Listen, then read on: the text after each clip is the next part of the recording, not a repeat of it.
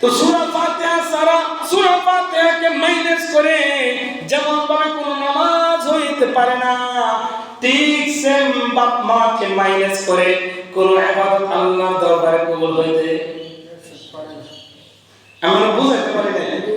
সূরা ফাতিহা সারা বলেন আরবের যত ধরনের রাষ্ট্র রয়েছে, আরব আমিরাতে যে কোনো রাষ্ট্রে যে কোনো প্রান্তে যান, বিশ্বের যে কোনো জায়গাতে যান, কোন জায়গাতে যেমন সূরা ফাতিহা ছাড়া নামাজ হবে না। এখন কথা হলো মুআজ্জাজ হাজিরিন, সূরা ফাতিহাটা এত সুন্দর অমল কোরআন, আল্লাহ কেন সূরা ফাতিহা রাখলেন নামাজের শুরুতে, আর কোন সূরা কেন রাখলেন না? প্রশ্ন করতে পারে না? সূরা ফাতিহার মাঝে বরকতের কথা আছে, আল্লাহর প্রশংসার কথা আছে। আল্লাহ বেনিয়াজ, আল্লাহর কাছে সবকিছু চাইতে হবে।